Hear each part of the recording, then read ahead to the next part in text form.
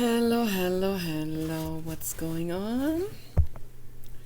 I want Donald Trump back in office, okay, as soon as possible. What they have been doing to Donald Trump for the last couple of years is beyond description. It is abhorrent what they have been doing to Donald Trump, and you know it. The corporate agenda has infiltrated the FBI. I mean, like any office, any institution, they have infiltrated.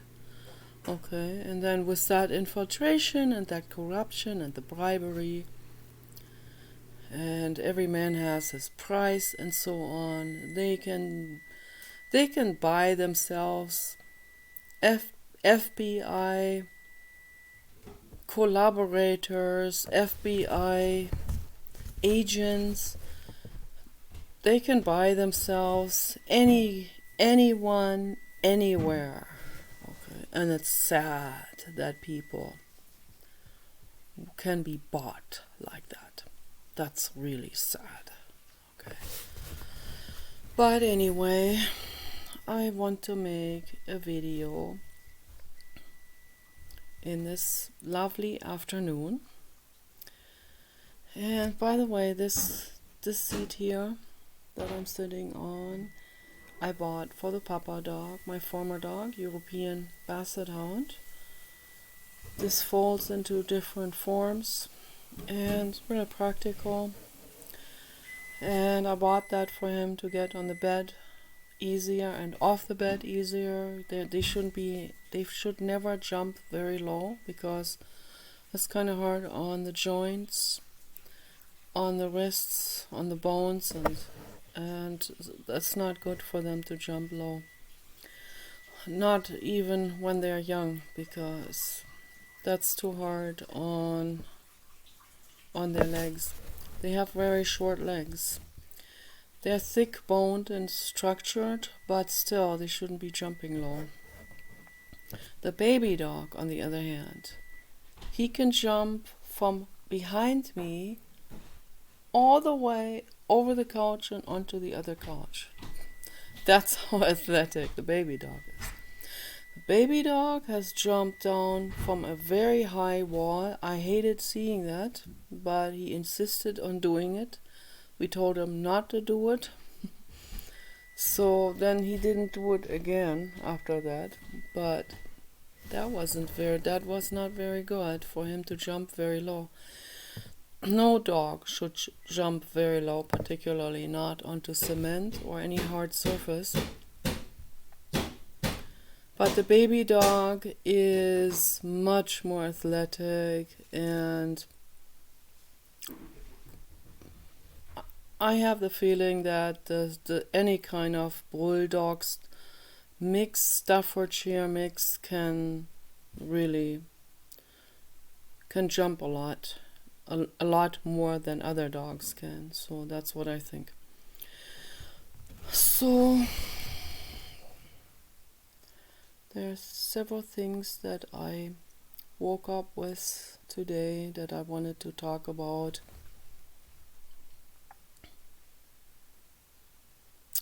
Oh yeah, I am completely on the health food path now, so I have been eating junk food for the last couple of years after the Papa died, and I have been eating chocolate, and that is not good. I had overdone chocolate again, Toblerone, it was on sale. Oh gosh, I'm so addicted to that stuff. Tastes so incredibly good. But then I couldn't stop eating it, and then I have been binging for like a week on those. And then I promptly got an inflammatory bowel syndrome, and that was really hell. Okay, so, and that only lasted for one night because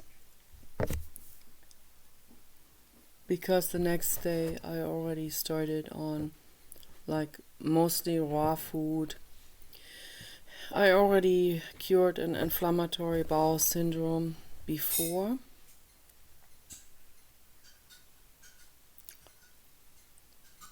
That was a long time ago. We still had Kenny at that time. We still had that Winnebago. Oh gosh, that was so incredible. But then, right at that time, 2013, when we sold the Winnebago, right after that, I got a real severe inflammatory bowel syndrome because I had been binging on Belgium chocolate like by the pounds per day, on the computer, just binging recklessly, and I had to pay the price for it. So it took me a whole week to get over that. It was hell. I even scheduled a doctor's appointment. By the time I got to the doctor, I had already been eating raw food just for the last 12 hours before I went to the doctor. I had been eating raw food, and right then and there, as soon as I started on raw food, the inflammatory bowel syndrome started to heal up. Okay, so food is medicine. The right medicine is food. So that is the natural healing path. Okay, why do gruesome struggling and suffering if you don't have to, right? There's no need for it. Just to feed an ego, again, that feeds the ego, that feeds into the same theme of the ego feeding, okay? So, which I talked about the other day, the day before yesterday. So I talked about this. This what people do to feed their egos. It's out of unconsciousness. Most of this is not even in the upper consciousness at all. It's completely obscured in the lower consciousness levels, very, very deep levels, sometimes deepest levels of neuronal activity or brain awareness. So it's in the subconscious, okay, and that's why it's important that we talk about this and bring these things to the surface, so that we become consciously aware about our act outs. And these act outs, all of these act outs are there to serve the ego. And what is the ego? The ego is not an entity. The ego has an energy in it. So there's an energy.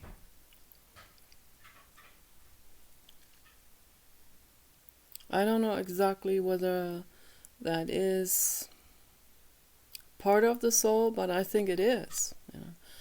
I think it's the ego because I am my ego. The ego is not your body. The ego is your mind. And the mind is the soul, the psyche. So, just trying to sort this all out for myself. Because Jiddu Krishnamurti told a very interesting story to Dr. David Bohm in the conversation with him, and I think Dr. David Shainberg, psychiatrist, he was also in the conversation. And they always talked about very, very interesting things, and the supernatural and the occult, the stuff that is, I think occult means obscured, hidden from view. But it's just as real as everything else. It's natural too. It's not supernatural in terms of from our perspective, because we think something very unusual is supernatural. Like a doctor would call clay healing Yeah, someone healing lumps in the breasts was packed on with sodium bentonite clay. A doctor would call that supernatural. They would call me a witch for doing this. Okay, I've done it while the Papa was here. I've done it. The death of Kenny has caused me. That was so hard on me. That was so hard that there's no way I can even describe it in any way. It was so devastating, the grief for Kenny, our albino Great Dane. He looked a lot like that albino horse. Same eye color, same face, same facial expression. I called him the blue god. He was the blue god in physical form. Okay, so that's why I painted him there on that painting. On that day he was taking off his spacesuit. And he wanted to see me through this process alive and well. So he sent me the Papa 2 months later. I don't think I would have made it. I would not have made it. I would have committed suicide for sure. If I had not found the Papa dog, I would not have made it. So I developed egg-size, hard like metal tumors in both of my breasts. And I could feel it. You know, when I put body lotion on stuff, I could feel them. And I was really, really sad and alarmed. I thought, I want to be here for my Papa dog. You know, I don't want to exit. I want to be here and I want to give the Papa dog a good retirement, you know. I don't know what would happen if I wasn't there. I don't know how Paul would be able to deal with him. So, but lucky for me, I had already learned about sodium bentonite clay and the healing power of it. And I had it on my counter in the bathroom already in hydrated form. You know, hydrated, you mix water in it and you let it sit overnight and it soaks up with water like a pudding. And I had a big Tupper container standing there with that stuff on. I was always brushing my teeth because it works really well. So every day, 3 times per day, I put a whole handful of the hydrated clay on each breast, on each lump, laid it on really thick all over the breast, just to make over the entire breast, to make sure, also under my armpits, that there's a lot of, sometimes people get lumps there as well. And sometimes I had pain under my armpits, so because of too much grief. You know. So you don't know whether that is an actual, what type of lump, what type of tumor. There are many different types. Okay, they're actually a form of mold, you know, that can form, and that has its own DNA actually. So some of them can disappear by themselves, but some of them are aggressive and they keep on growing and so on. They attract blood vessels to it to be fed by you. You know, they're really like a parasitic entity. So, but it happens. All of these things are there. This evolution. Okay, these things are there. They can happen, but they don't happen when you're feeling extremely good, when you are relaxed, when you know how to deal with stress properly. Even though I was crying every day, all day long, that was still too much for me. Even the tears weren't flushing out this enormous pain that I was feeling. Okay. Losing Kenny. We both were holding onto him like there's no tomorrow, and made him endure his hip problems even longer, which we should not have done at all. I wanted to bring him to the vet already a day before, and Paul just couldn't do it. Paul had to wait to the very end, where he just could not walk at all anymore, not at all. We had to partially carry his hip area. He could not. He was dragging his hips. It was horrible, absolutely horrible. Don't make your dogs suffer. Don't do it to them. I know we cling to them, we really cling to them like it's the end of the world. We cling to them. The ones, all of us who love their dogs, they cling to the dog. And I understand, but don't let the dog suffer, ever. Take them out of their misery with euthanasia, good death, so that they don't have to suffer, okay? When they have something terminal, when there's something that they're suffering with, and it just gets worse from there on, okay? So don't let them suffer. Very important message. It's compassion, okay? Euthanasia is compassion. So it was so hard on me that, I developed these excised hard as steel lumps, and I put the clay on I already knew better not to go to a physician. They would give me a death sentence. They would give me another whatever. I don't even want to say it. The kind of stuff they would tell me, they would really make me suffer even worse. What they did was Barbara and Birgit, my two best friends in Germany, both of them died from that C word, okay? And the treatments they received only made it worse and made them suffer for the last 2 years or 3 years of their lives, okay? Made them suffer horribly. I pleaded with them to go on the holistic path, but they didn't listen. They don't trust that enough. They don't trust into their bodies enough. They don't trust that their bodies are infinite power. Okay, so... Okay, Paul is hanging up laundry. So it's getting dark outside. But anyway, the clay healed my entire tissue up.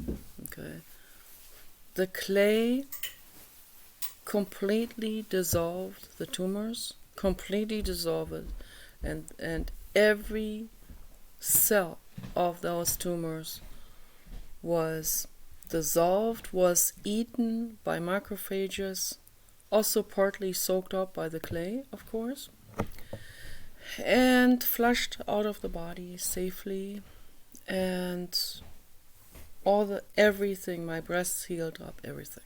Okay. So it's phenomenal, absolutely phenomenal. This stuff cannot be underestimated. Hydrated sodium bentonite clay. I'm not filming you. Hydrated means soaked in water. Sodium bentonite powder.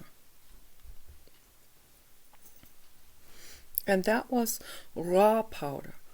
Raw sodium bentonite. That's the best. Okay. Not even food grade. I don't know what they do with. I have to research that again. So raw from the earth, sodium bentonite clay powder. It has only been milled a bit. Not nanonized. Not cut into subatomic particles or something. So, no. Stay away from nanonization and nanonized stuff. Don't take nanonized stuff. Not even nanonized C algae, which he is taking, So, He calls it his chelation formula. I don't believe in it. It's not good for you. You don't want to cut anything. Rudolf Steiner talked about this. He emphasized that. Do not take a substance out of its natural form. Okay? You can pulverize it. You can mill it. It's still in its natural form. Do not cut it further into smaller pieces. Don't cut the molecules. Okay, that's a real key information here. Do not cut natural molecules ever. Okay.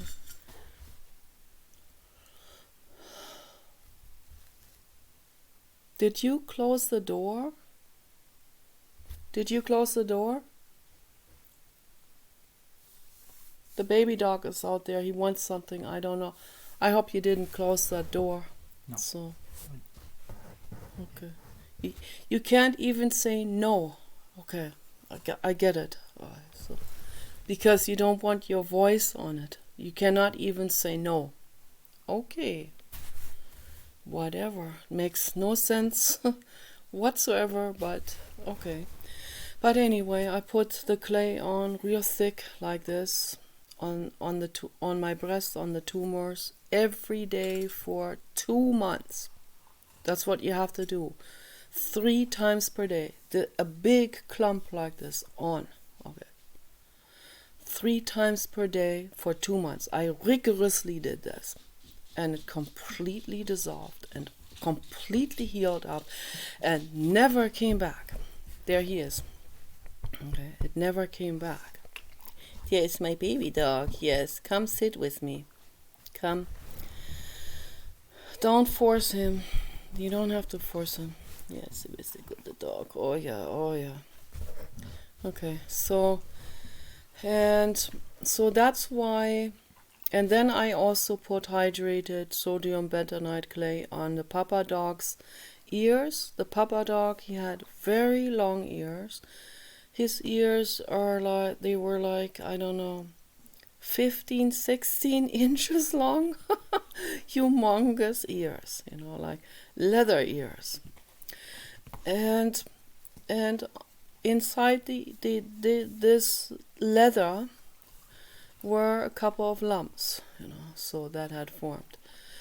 He also had a lump before we got him. They had one removed, which is really bad to do because it causes metastases. Don't touch a tumor, don't probe into it, don't cut it out, because when you do this, I saw a very important medical report on PBS about this. There was a physician who, I forgot the name now, Epstein or something, physician who was also lecturing.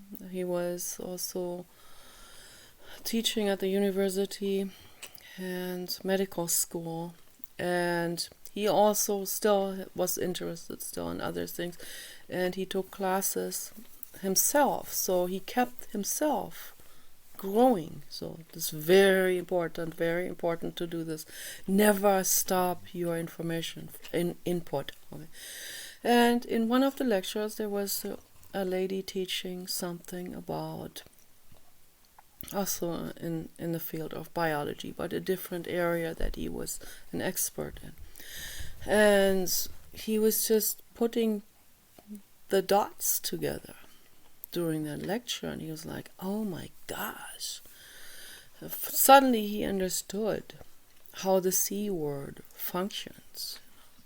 And then he did a bunch of research on it, and he found out this is what's happening. If you probe into a tumor, any kind of tumor, it sends out a signal to the whole body, a chemical signal, in a very complex cascading event, which is always the case. Like one signal, one chemical releases another chemical and triggers something in the brain to release another chemical, and so on. We're like a chemical factory, this body is, okay? And sometimes, as always in evolution, if the immune system is suffering, or pesticides in particular, pesticides are the number one tumor causing agent. Okay. Stay away from pesticides. Our other dog died from pesticides, from tumors that she had been living with for many years, actually, caused by pesticides on someone's lawn, where she slid on someone's lawn and fell into their pesticide pellets. And right there where she fell, she developed a tumor.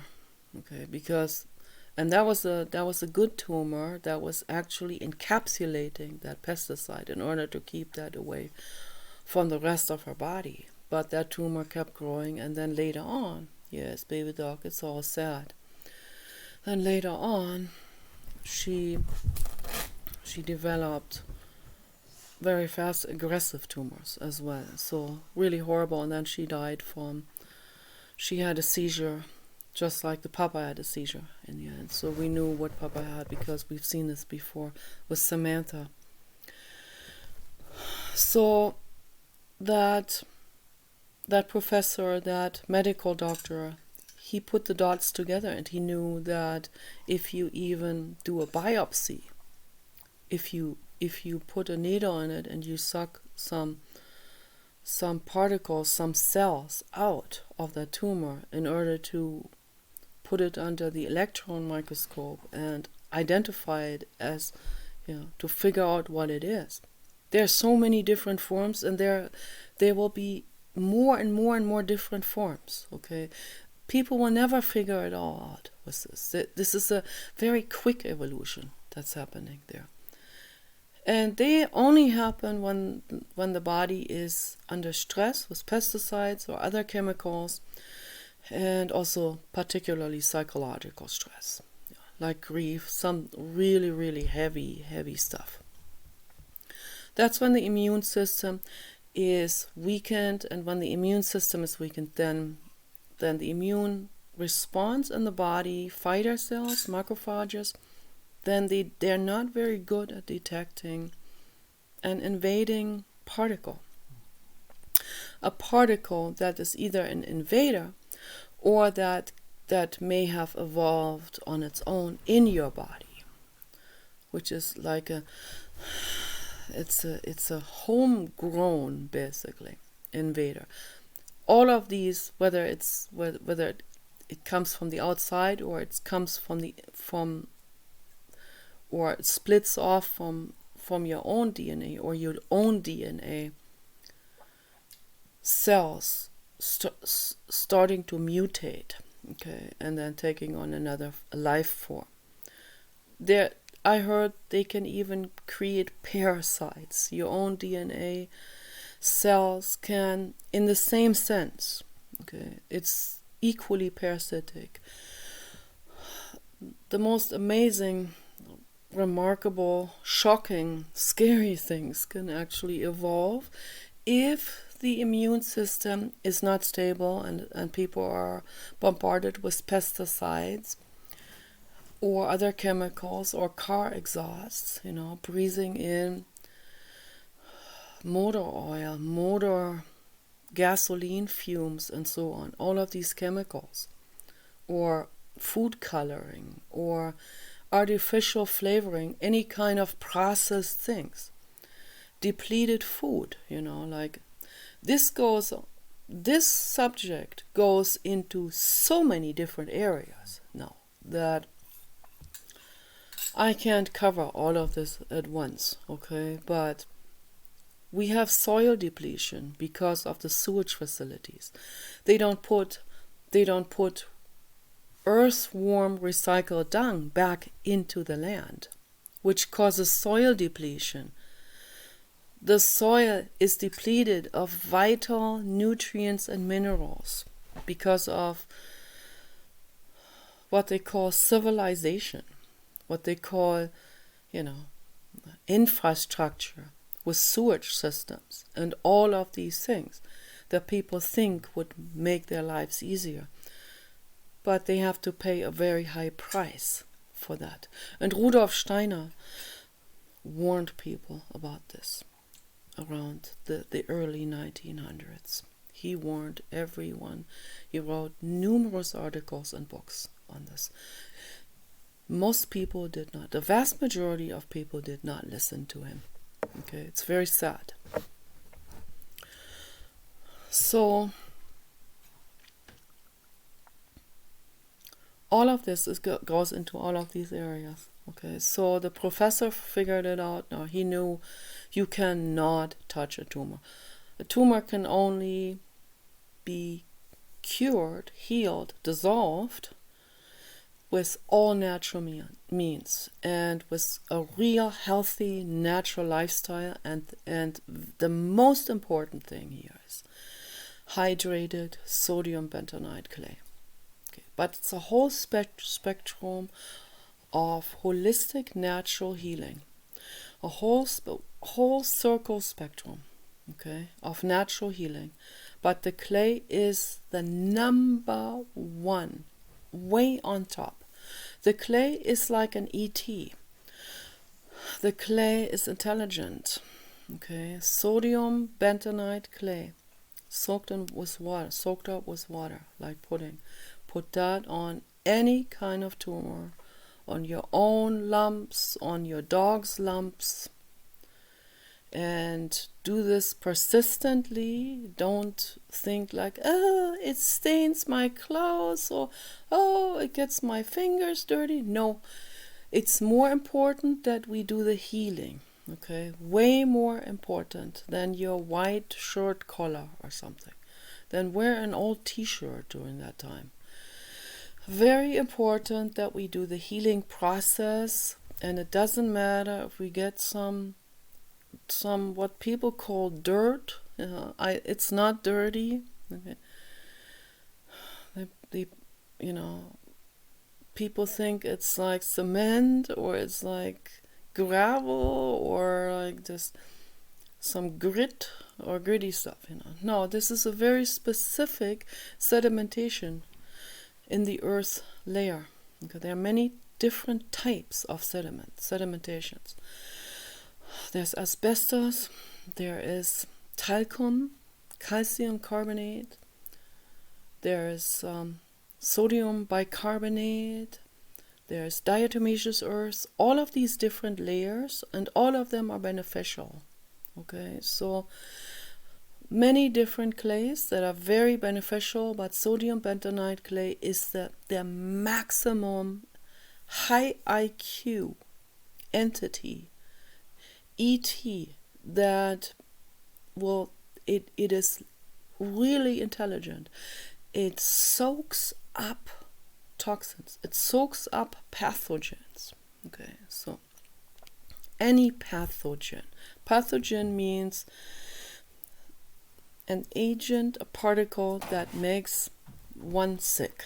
Okay, so it could be anything. It could be parasitic, it could be tumor, it could be a chemical, it could be a virus, it could be a bacterium or a mold spore. Any of these things are called pathogen. Pathogens is like the title for all. Okay, so, and the clay knows which one is the pathogen and which one is not. Which one is your own body and which one is the pathogen. The clay knows. The clay draws these pathogens onto its substance.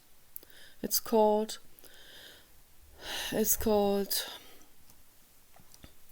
adhesive. It's like an adhering. It